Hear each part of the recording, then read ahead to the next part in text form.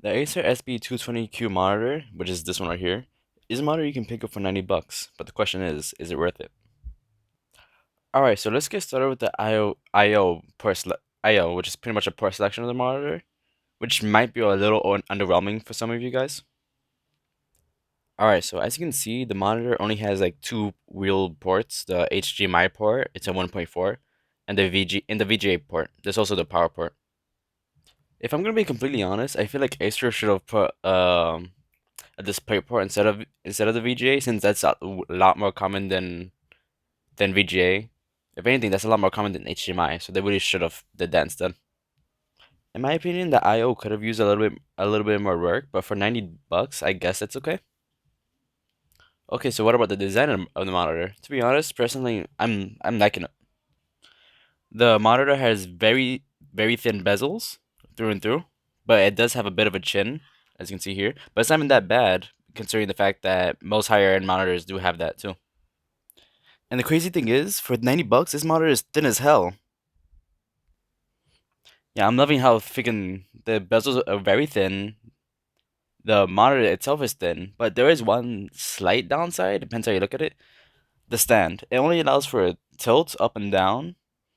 That can be a negative feature for a lot of people, but I feel like that's a good cut for the cost. You could, however, get a Vaser adapter for it, but do keep in mind that will add on to the cost. Overall, I do feel like this monitor has a very stylish and nice design. 10 out of 10. Love it for 90 bucks. And the display is a whole other story. The display is rock solid.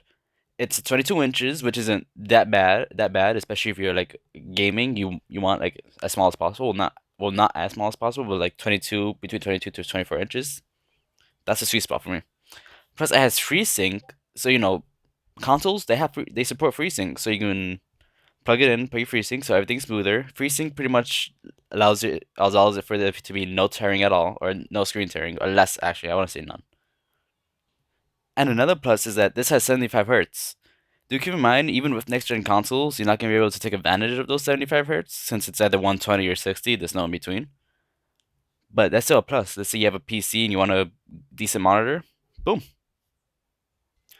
And one of the great things about this is that this is full 1080p, which is really nice. Oh, and then I forgot to mention that this is actually an IPS display, meaning that it's gonna be very color accurate. Albeit some people are like, "Wait, what? That's IPS. I don't want that because they tend to have a little bit more of an input lag than a TN panel." But worry not. This has a 10 millisecond input lag. That's fine. That's good. If you're not a crazy competitive gamer, that's perfect for you. And the response time itself is 4 milliseconds, albeit that's when you have overdrive on, and I would recommend having that on. But when you don't have that on, it's still really good response time. Personally, I think the display is probably the display and the design is probably like the best part about this monitor for its price. But the real question is, who's this monitor for and is it worth it? Well, if you just got into the market for a monitor and want something that is pretty solid, but you don't want to pay a ton of cash on it, or maybe you don't want to game on a TV anymore and you want a pretty solid monitor, or you're just on a budget altogether. This is a really great option for those of you. Or maybe you just want a secondary monitor, something that you don't want to spend a ton of cash on, and like whether you're streaming, you reading your webtoons, whatever. This is really good for that too.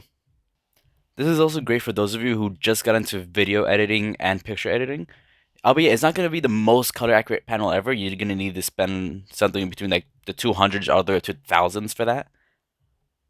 But this is still like pretty color accurate and decent for like to start on. It's really good for starters too.